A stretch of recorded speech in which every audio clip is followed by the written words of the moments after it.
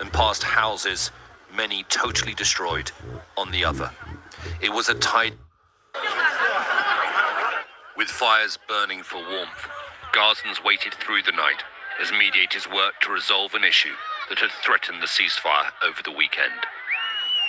Nearby and in the darkness, Israeli forces started withdrawing from the Netzarim corridor, the passage that has split Gaza in two and that was so strategically important for the IDF campaign in Gaza. As the sun rose, and with Israeli soldiers gone, hundreds of thousands on foot and carrying what they can were finally able to move freely north for the first time in almost a year. They looked exhausted, but hopeful.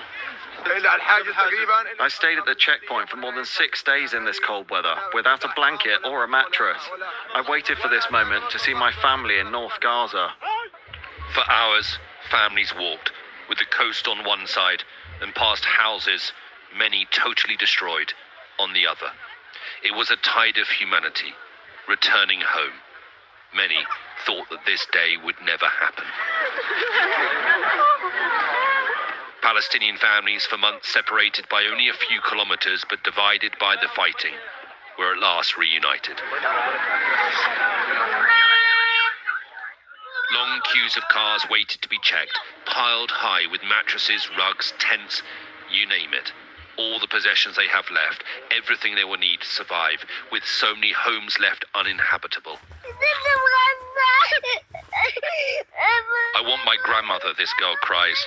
They don't have any food or drink, so I brought her some things, she says.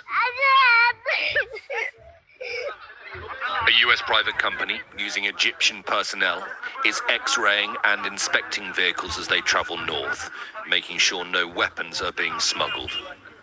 As part of a new agreement, Hamas has said it will now release 3 Israeli hostages this Thursday, including Arbel Yehud and Agam Berger.